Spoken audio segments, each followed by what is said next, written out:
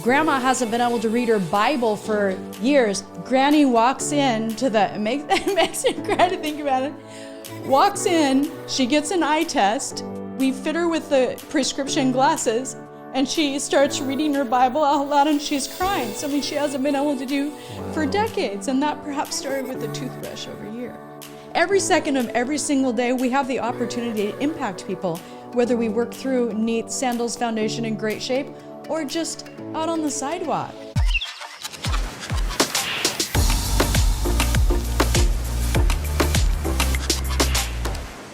Hey YouTube fam, welcome back to another video podcast episode here at On Deck with Throp, where we have meaningful conversations with guests about all things Jamaica. And today we have a very special guest, a good friend of mine for many years, who in many ways calls Jamaica their second home, or maybe first home, who knows? Yeah. And we've worked together on many philanthropic projects over the years. And she's here doing another philanthropic endeavor with her organization, Great Shape. And it is my pleasure to have and introduce Lucinda Kay to the podcast. Yay! Welcome. Hey, I'm so grateful to be here. Thanks for having me. Absolutely. Very You've been keeping us alive and connected to Jamaica since we couldn't travel here until now. Okay. So thank you. Absolutely. My pleasure. My pleasure. Yeah. So if you can just give us a brief background on yourself and how you came to Jamaica. Yes. Well, my family, my mama and my two aunties are the founders of a nonprofit called Great Shape Incorporated, and I'm the communications director. So besides all my day jobs through the years, I have always maintained this huge connection. I grew up coming and going, living in and out of Jamaica from the time I was a kid. When I was a teenager, we used to go to the disco called Compulsion. I don't know if anybody know Compulsion these days, though, but it was just up above the grocery store, and that's where we used to go out dancing. Here in Negril. In Negril, yes. These are my stomping grounds. Negril and Kendall area are, when I land here, I'm like, oh, thank goodness I'm back home. And you're originally from Portland? No, I'm originally from Ashland, Oregon. I was born in California, but we moved to Oregon very early on. It's just most recently I lived in Portland, and I went to college in Portland, Oregon, back in the day. Yeah, I've lived in a lot of places. That's why Jamaica and Ashland, Oregon, they are like my two mainstays. Gotcha. And how old were you when you first came here? Oh gosh, I was probably maybe 13, 14, those years. Really having a good time by 16, 18. And then, now of course we have a great time. And now we get to serve in a really huge way. My mommy and auntie started coming to Jamaica in 1986, and really it brought my family alive. When I was growing up, there was a lot of there were some serious challenges in my life, and my mama found a great sense of freedom and independence and connection through Jamaica. And then in 1988, Hurricane Gilbert hit the island. And as you know, in my family, wherever we stand, we make family. That's right. Right? Like, it just doesn't matter. We're in it now together, you and I and your brothers and your dad, and we're just so blessed to make family wherever we stand. So the hurricane hit the island in 1988, decimated the island. Our friends and family here in Jamaica were suffering. I was in high school, and my mama and my aunties, who'd never done anything like this before, they threw a reggae party, and we raised money and supplies. And my mama flew in on one of the first planes allowed into Jamaica after Hurricane Gilbert, hired trucks, delivered supplies to our communities where our families lived. So we grew from that duffel bag charity to then we went through phases of where we would help rebuild, restructure, so roads and roofs and buildings. Grew from what we call a duffel bag charity to now we lead some of the world's largest international humanitarian projects. Dental care, eye care, literacy programs, teacher training, computer training. We serve 40,000 to 50,000 people every single year in Jamaica and the Caribbean. That's amazing. And I definitely want to dive into the details of that. Yeah. But before we do, if you could tell us, what made you, if I could say this, I think I can say this, what made you fall in love with Jamaica? Yes, we did fall in love with Jamaica. It's the people, of course, It's the people around the world. When people open their hearts and open their smiles and open their arms to you, what a wonderful place to land. And in my family, we love great food, and we love the sunshine, and we love the ocean, and we love to dance, and we love reggae music, and we love how we are when we are here. You know, everybody calls my mama, her name's Georgine, everybody calls her Mama G. That's right. And people can tell me how Mama G gave them $20 back in 1988 to help, fix the freezer or refrigerator. People can tell us all these stories, so the stories of these Jamaican families are woven into the fabric of our very own lives. So we really are who we are in the world because of Jamaica. We're stronger, we're smarter, we're more connected, we're more vibrant because we are filled with the flavor of Jamaica. That's amazing. So I guess it's fair to say that Jamaica was a big part of your development as a person. Yeah, it really was. You know how in the US a lot of people live in their backyards, and in Jamaica you live in front, right? You live on the beach, you live on the lane, you live on the front veranda. That's right. And so there's such deep connections in a hot second. People know your name, or if they don't know your name, they give you a pet name. Right, everybody and so has then one. It's like they know you from yesterday, right? When I lived here a few years ago and I got to live right here at Travelers and I'd go on my runs each day, I had easily 4 different nicknames on my 4-mile run. I'm no runner like you, but hey, 4 miles is pretty good, right? Yeah, it is, definitely. And I had 4 different nicknames on that run every single evening by how they called me along the way. What's your nickname now? Well, now I don't have as cool of hair, and so then one of my favorite names was Star Gyal, because I had stars remember I had really short hair on the side. I do remember, yes. And stars. One time when I was here for an extended period of time, I had a boot on my foot because I broke it in CrossFit. Yep. So they called me Boot Gyal. Everybody calls me Sharty, of course, In the old days, they called me Mama G's daughter. Oh my God, right? I didn't even have my own name in those days. Now most people call me Luce if they know me professionally. Gotcha. No, that's amazing. That's amazing. And then I guess why Negril? Why Negril?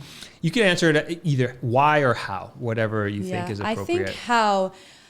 My auntie, Aunt Patty, who is still serving on this project, she is who convinced my mommy to come on this trip. Okay. She convinced her to spread her wings and set herself free. And they flew into the airport, and this is back in the day when that road from Mobay to Negril was horrendous. Lord have mercy. Yeah. I know you would small up in these cars, and it would take forever to get here. Those were the days when we were coming to Negril. And Negril was alive then, right? Lots of people from other countries were finding Negril. Mm-hmm. And my mommy fell in love with Negril, fell in love with a man. They had a long history together, and it all started right here in Negril. And I love Negril because, of course, with our nonprofit, we serve out of a lot of places on at least the west side of the island. But Negril is so easy to access. You can walk where you need to walk. It's easy to get a route taxi. You know the restaurants, you know where the grocery store is. People look after each other here. Having the wide open 7-mile stretch of the white sand beach, it makes it accessible and it makes it easy to be here, safe to be here, and it's really family oriented.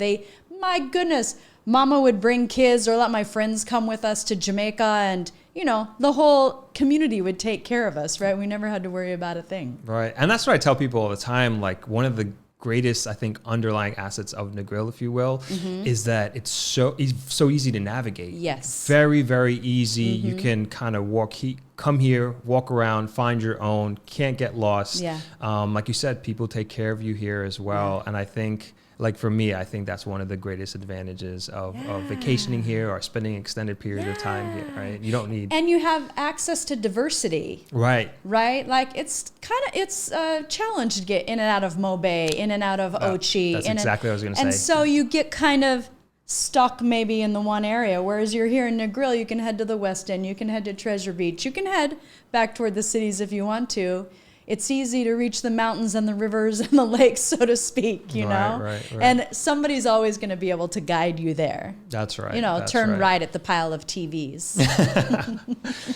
Okay, so I guess with Great Shape, as you stated before, you started out as a duffel bag organization. Yeah. And you guys have grown tremendously and are affecting many, many lives, both young people and adults alike. Yes. And how did you grow or transition into the organization that you guys are now? Partnerships, nurturing relationships, passion and love. Like there really is no real reason that we should be this successful. I'm a news anchor, Mama's a hairdresser, Aunt Gretchen is a teacher and a potter. Aunt Myrtle was, an advocate. Aunt Myrtle passed before she got to see it really grow into this huge thing. There's no reason we should be successful from that base. We didn't know what we were doing back in the day. But partnerships, relationships, we know how to do that. And so many people want to serve Jamaica. So many people, it's like the strong beat of their heartbeat, the extra rhythm to their heartbeat. So they want to serve here. And so we just have all these experts who want to step in and to serve. And that's how we got here today. So we have a wonderful partnership with you, with NEAT, and with Travelers and the Sandals Foundation. The Sandals Foundation took us on a long time ago. And that, before that, we were really operating in a big sandbox. But then with the partnership with Sandals, we were able to really expand because they're able to actually host all of our volunteers. So we can bring in 700-800 volunteers a year, and now they have a place to sleep and eat and be entertained. So we work our ass off in the daytime. You can find respite in the nighttime. It's not like serving on a lot of other humanitarian projects, which I've done, where you're sleeping on a cot and you're taking a cold shower. This is a way that we can serve and be rejuvenated each day because we have big jobs that we do here. And then it's so wonderful to partner with NEAT and with your family, the Wellingtons, because you're deeply rooted here and you have such big vision for what can happen here business-wise and philanthropy-wise. So all of our work just coordinates together. And this year, we wouldn't be here. This is the best contingency plan in the world, right? NEAT, Sandals, Great Shape Incorporated. We're never going anywhere. Right. And we're making it happen this year at a time when it's so needed. Right. Woo! So that's how we all make it happen. Relationships. And speaking of relationships, do you know how the relationship with NEAT and Great Shape started? Gosh, how did we... I believe that, you all have a wonderful reputation in the community, and we had heard about the Wellingtons and that we need to meet Mr. Wellington, your dad. Even though I've known him all these years, it's still very rare that I would call him Winston, right? Because everybody calls him Mr. Wellington. Right. And so we were passing through and we heard your dad was having breakfast. Okay. In the front here of Travelers on the beach. And so I put on my best communications voice. A mutual friend, I can't remember who, introduced us. And you know how your dad is. Invites me to sit down and we just start dreaming. Now, I'm sure that the families all met before that, but that was like the first real nugget where we realized, wow, we can really be effective by collaborating. And so whether, we're putting in a bunch of computers in one of your computer labs that you're then able to teach a bunch of kids, or it was wonderful when I got to come live here and actually work for NEAT and Great Shape at the same time. That's still one of the greatest times of my whole life. So I'm always open to that, by the way.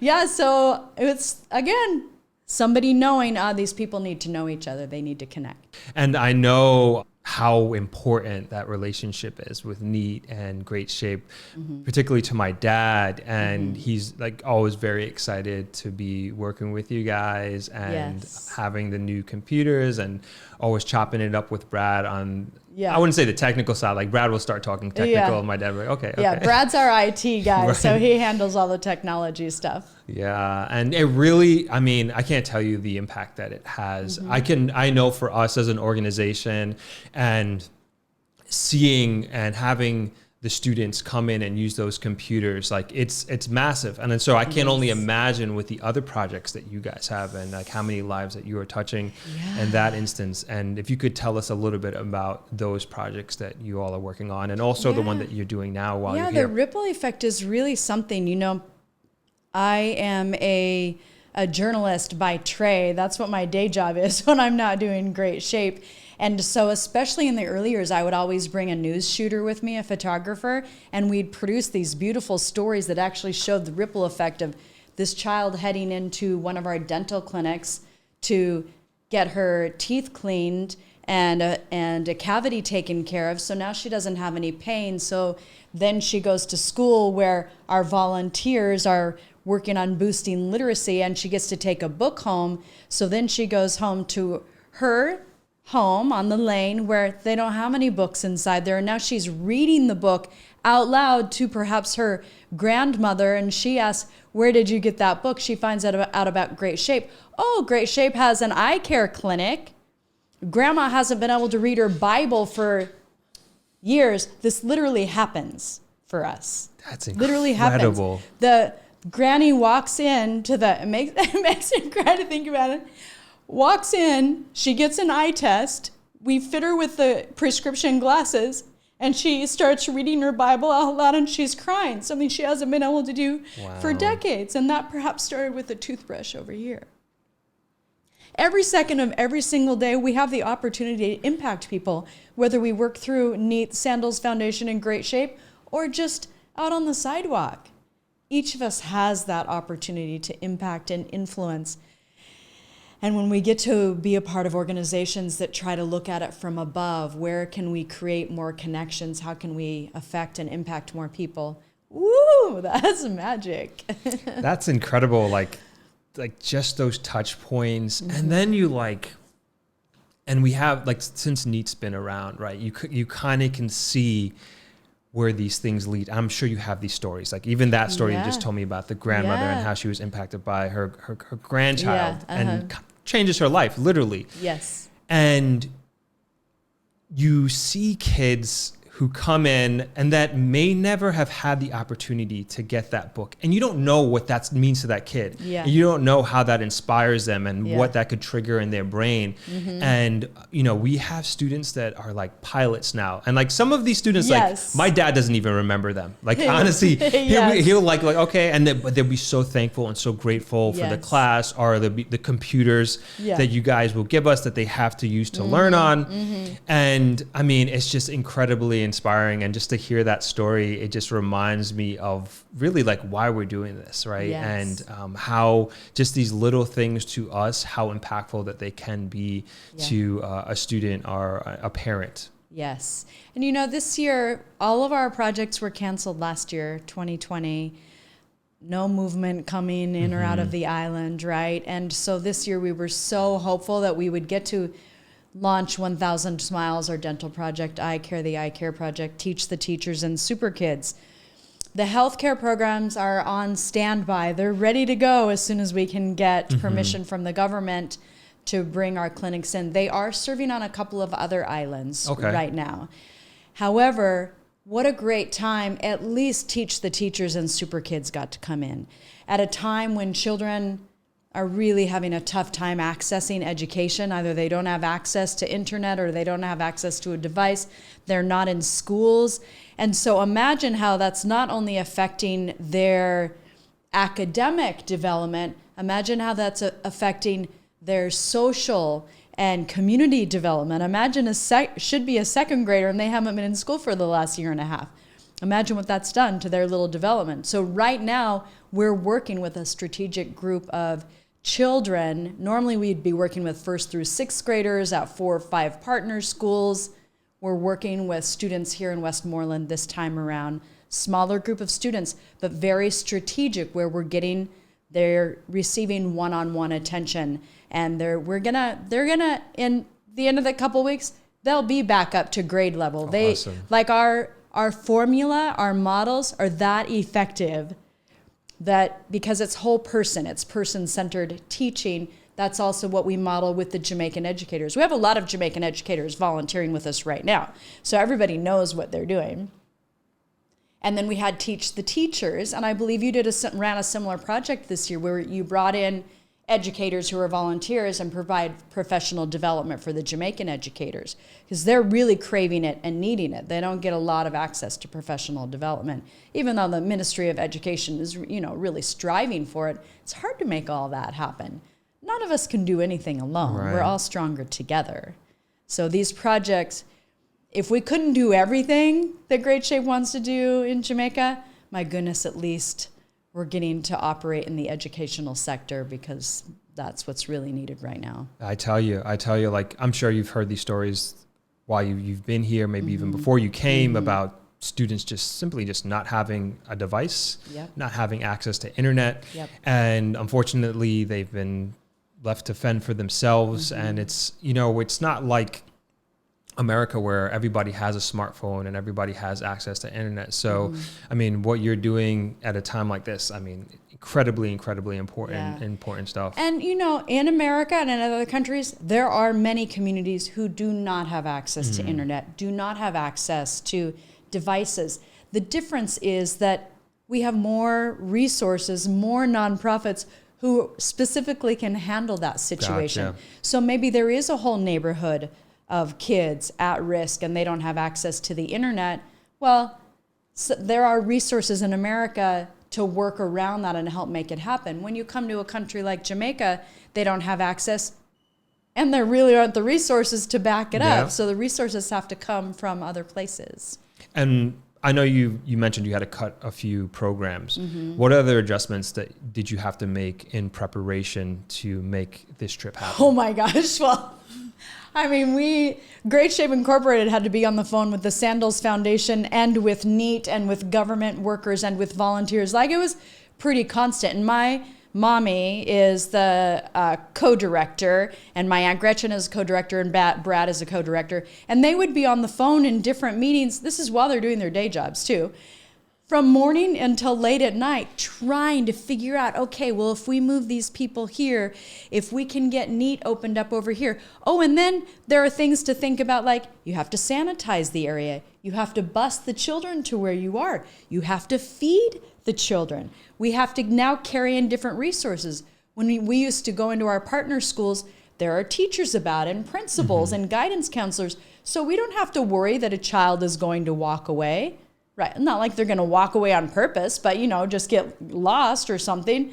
Well, it's like we're running our own little school, and all of us, including your team at Travelers and NEAT, are helping us to, fill in the gaps. And we're just operating, I've been calling it like our own little summer school.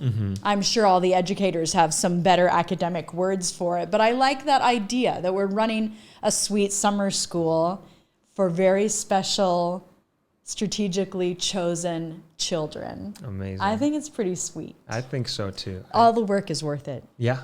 All the work is worth it. And you know what I do in the communications world. I coach a lot of people, and so we're able to create an infrastructure of how we communicate. We teach and model collaborative communication, art of the exhale, engaged listening, focused messaging. We model and lead in our morning meetings. We have them moving their bodies. These are for the grown-ups, stretching their muscles. We have a debrief system that we use every day after they teach so that they can debrief their day and talk about the challenges and the joys and decide if the leadership team needs to take any action. So we have had to change a lot to manage the logistics. But we have this great foundation of communication practices that make it so everybody is thriving and getting supported even though they're exhausted and even though they keep on having to use a new contingency plan. So it comes back to that great foundation of relationship and communication. That's amazing. So normally, what would a typical team of Great Shapers look like coming down? Well, they come from a wide variety of backgrounds, ages, professions, educations, students, certifications, professionals, non-professionals, parents, and they come from around the world, our volunteers, but mostly U.S., Canada, and Jamaica. Okay. That they mostly serve our projects. And normally there would be a team of maybe 45, 50 people per week on every project. And For how many weeks? For most volunteers serve 1 week or 2 weeks. Okay. We've got 1 weekers and 2 weekers. Leadership team, like we're here a long time. Our staff here in Jamaica is here most of the year. But a volunteer, it's the idea of volunteerism. Mm-hmm. So you're using a week's vacation, you pay a project fee, which is somewhere around $800 depending on your project, and your airfare. And we have a fundraising system, so you can easily raise that amount of money. And then once you're here, we take care of everything. The Sandals Foundation, Sandals Resorts International takes care of accommodations and transportation, and Great Shape Incorporated takes care of all of your daily needs and the infrastructure. And you wake up bright-eyed and bushy-tailed, no matter what you did the night before. And you're at that morning meeting at 7:30, and we get you all prepped for the day. And then you head out. If you're at a dental clinic or an eye care clinic or our schools, normally we would bus you to our different partner schools.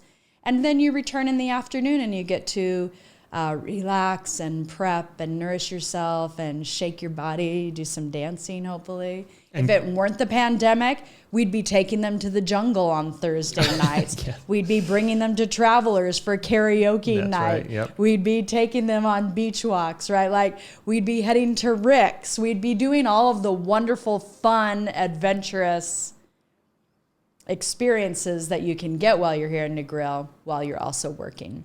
And is this open to anybody? Yes. Can volunteer for Great Yes. Shape? Okay. Yes. Great Shape Incorporated is a 501c3, so we're non-governmental, we're secular, we're open to all. The two things that our volunteers have in common are they have enough heart to serve others, and they have just enough courage to step out of their comfort zone. And people arrive here in all different kinds of states. You know what I mean? Yeah. Everybody has stuff at home. And this year it's extra. Everybody has extra. People are arriving here with real loss of jobs, loss of income, loss of humans in their own families. But they are choosing to use service to help themselves get through to the other side. That's incredible. That's Yeah. incredible. And how is this, if I can call it that, a camp? How is this camp going? It's the Super Kids Literacy Project. Okay. That's what they officially want you to Okay. call it. And the children are thriving and loving it. And in fact, because of COVID protocols, we are limited to the number of students who get to come each day.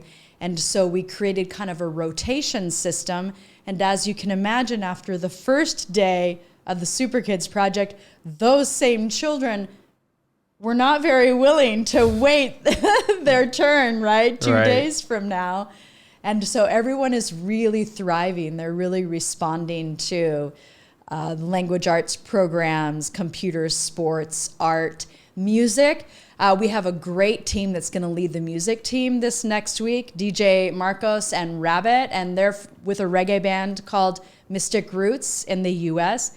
So they're classically trained, but started loving reggae as children themselves, and now they're professionals in the reggae scene, and they get to come lead the music team and teach the children of the island they love. And I think the kids are really going to dig that. They had these reggae artists coming to lead them. But all of those people might not think, how do music, sports, art connect with language arts? It all connects. Oh, yeah, for sure. Because the Super Kids model is about the whole person. So we need all the parts to match up. And is it mostly Westmoreland and Hanover students? Yes. Okay. Yes. And then are they going to school at the same time? No, they don't. Well, these students just spend their day with us. The other kids are in virtual hybrid style schools. Their schools are all closed, which is why we're so grateful for the Neat Learning Center and your conference center up here inside Travelers.